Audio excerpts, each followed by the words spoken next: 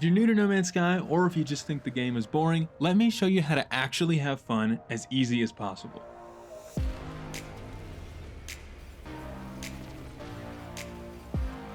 Now, we have to make some generalizations for simplicity. Let's create 3 straw men, and you can choose which one you identify with the most, and then start attacking the other groups in the comments. First is the very casual gamer. They don't have too much time to spend on games, and they just kind of want to have a good time without taking too much of their time. Next, we have the opposite end of the spectrum, the hardcore gamer. The main generalization we'll make here is that they really like the grind. They want to be challenged, and they want to be encouraged to really dive into all the systems this game has to offer. And last, but certainly not least, the middle. They don't just want a cheap, easy fun, but they also don't want a second job. These people are somewhere between the other two, and I can imagine this is going to be the most common, mainly because I made it the most vague and it's very clearly a catch-all. Now that we have fit everyone into these nice little boxes, we can move forward. Ignore all of these other options, we want to go to custom. Don't worry, custom is super easy to set up, I'm going to walk you through it. For right now, let's just make it easy and start by changing the preset to relaxed if you're the casual gamer, survival if you're the hardcore, and normal if you're the middle. Before you go ahead and click go, I highly recommend you change these 4 settings at least. Sprinting. Put this on infinite. You might question it and be like, well, I don't know. And you do always have the ability to change it later, but I'm telling you, infinite is just gonna feel way better in most respects to the game. Trust me. Next, scanner recharge. Put this on fast or very fast. Standard is surprisingly slow, and again, we're here to have as much fun as possible. Fuel usage. Put this on discounted. Don't worry, you'll still need to make plenty of fuel. Recipes and blueprints. Put this on all unlocked. I know you might think that's crazy, I promise it's not. You're still gonna need all the resources to make everything, just now you don't have to spend numerous hours just to unlock the blueprints and then go and find all the stuff you need to make it. Don't worry, this doesn't give you everything either. It's just going to give you most of the stuff that would normally be tedious to get. There is still plenty to unlock and collect. Just try to trust me on this. Now, those are the main ones, but I recommend after you start playing and really enjoying the game, you feel free to come back and start changing these settings. Fine-tune exactly what you want. Quick side note, if you have played recently, disable the tutorial missions. This will get you into the game a bit faster, and since you already know all the tutorials, it's not like it would help you anyway. If you haven't played, I do recommend the tutorial. Now we get to the actual game. Once you complete the tutorial, which is marked by unlocking the space anomaly, here's a list of 10 things that I think are great to do to get started on the fun part. I will go into how to start each of them, and they are in order from easiest to start to hardest to start. I recommend doing these in this order, but of course, do whatever you enjoy the most. I did not include the main story because it's very on the rails and some people really don't like dialogue-based stories. However, if that is your style, then I do recommend you do that. Now let's get into the list. Number 1, joining the pirates. This is the first thing I do in every single playthrough. Pirates are going to give you a lot of action really early on, and you're going to make a lot of money in a pretty fun way. Not to mention, who doesn't want to be a space pirate? You even get this cool cape. There are a couple of ways to find the pirates, so I'm just going to tell you both of them and you can choose. The way that you're supposed to is to fly around until you stumble upon an abandoned starship in space. Your best bet is to just fly around space using your pulse drive and stop at every object of interest until you receive the mission under the Rebel Star. But this is purely random and can be annoying and tedious, so let me tell you the better way. Get a tiny bit of money, around this much, which can be done quickly by finding these on planets and selling them. Then get the parts you need for an economy scanner and then install it. Once you have it installed, go into your galaxy map and look at all the stars around you till you find this skull. This skull means that the system is a pirate system. All you have to do is go there, fly to the space station, and you don't have to sign up for anything. You can just start doing missions. A quick tour, this is where you get the missions to complete. Immediately to the left of that is the goods seller. This is where you can buy contraband to smuggle, which will make you a ton of money. And to the right of both of these is the black market, where you can basically gamble your nanites for upgrades that might be very, very good or very, very bad. The more pirate stuff you do, the more money you'll make and the more pirate renown you will get. If you have to jump systems for any of the missions, you might run headfirst into the second item on this list. Number 2, getting a freighter and customizing it. Freighters are your mobile space base, and with upgrades, they can give you a lot of amazing tools, like the ability to summon any of your exocrafts on any planet in the same system as your freighter, which includes the Minotaur. One of my favorites is the planetary scanner, which will scan all of the planets in your system so that you don't have to do it one by one. And the customization on these are pretty insane. I'll link a video here about freighter-based design so you can see just how far you can take it and just how crazy you can get with it. But before that, how do you even get one? Well, any freighter you see other than a Sentinel one, you can just go up to and offer to buy it, but they are rather expensive. Don't worry though, your first freighter is your easiest to get. Anytime you jump to another system, there is a chance that you'll spawn into a freighter getting attacked by pirates. If you defend the freighter and fight off the pirates, the captain will offer you the freighter for free. Yes, free. I recommend just taking the first one you find, since that gives you more to work towards whenever you decide to just get a nicer one. But if you don't like the one that you save, you can decline it and get the next one you save. Freighters have a lot of cool features, so I really recommend taking time to explore what you can do with them. Quick tip for you, you summon your freighter with the quick menu. This can be done while on a planet for a really cool view. Also, summoning it like this does not cost any fuel, even if it's coming from another system. Now, maybe you want to spend more time on the ground. Well, don't worry, number 3 is here. Getting a settlement. Now, a city is great. They have a good amount of benefits, a big one being money, but they also just feel great to watch grow. A lot of people like to build a large base near them to serve kind of as a castle for their town. I do have a video for finding one, so I'll link that here, but the short of it is that you either wait for the settlement mission to pop up, or my personal recommendation, getting 5 nav data and buying a settlement map from the space station, then using that on the planet of your choice that you want to have a city on. If there's a city on that planet, then boom, go and claim it. Once you get the city, you can start making decisions for the town, like what to build, settle civil disputes that are pretty insane sometimes. I do recommend doing this as early as possible, as a lot of parts of the settlement require a real world day to pass in order to progress. But while you're waiting on that, you can move on to the next thing on the list. Number 4, building or buying a new ship or building a corvette. Corvettes were added pretty recently and they are amazing. But if you don't want to spend that many units, you can always look for a ship that you like in the space station and offer to buy it. Just walk up and ask.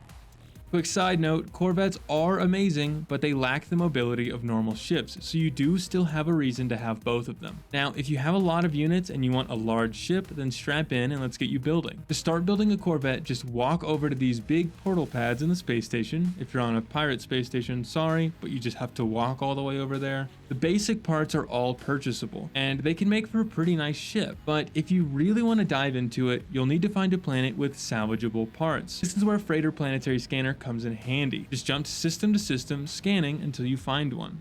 Now go around collecting new parts. You can also trade the parts you find for specific advanced parts at the Corvette deck. Corvettes are such a great addition to the game, and it's one of the things that I recommend playing with the most. I'll link a video for anyone who wants help with making one look really nice or just some general ideas. Now we've been talking about ships a lot, so let's go ahead and swing back to some more Traveler stuff. Number 5. Getting a new multi-tool and upgrading it. There are a couple of options for multi-tools here. The easiest one to go to is go to any space station and check right up here on the 2nd floor. If you like it, buy it. Little pro tip for you, before you buy it, if you pack up the technology on your current tool and then put it in your backpack, you can easily install it into the new tool after you buy it. If you want something a little more special, you can find a dissonant planet and find a special Sentinel multi-tool. I'll leave how to get there up to you. Once you get your new tool, you can put whatever type of weapon on it you want and then start buying upgrades for it. The cap is 3 technology upgrades for each technology. So if you get the pulse spitter, you can have 3 upgrades for the pulse spitter. Now, this is only 3 upgrades that kind of look like this. If you build the upgrade in your inventory, then those don't count to the 3 technology limit. If you want more of a gameplay loop for upgrading them, then swing by the black market at the pirate station and start gambling for upgrades. They have a chance to be better than S tier upgrades if you're lucky. This is not me condoning gambling. Now, I can already hear the comments saying, why upgrade my gun if there's nothing to fight? Now, ignoring the waves of sentinels you can fight planetside and some of the other mini bosses on the game that people just seem to forget about, the best thing to use it on is going to be coming up right. These are abandoned freighters, and it's pretty easy to miss these as an option in the game, but any space station you find, you can go over here in a normal one or over here in a pirate one to find this scrap dealer. For 5 million units, they'll sell you this transponder. Once you get it, you can go into space and use it to find one of these abandoned freighters. Now, these are pretty fun to explore, and you can get quite a few nanites from here. Plus, it's the only place I know of to get freighter hyperdrive upgrades, which are amazing if you stack them.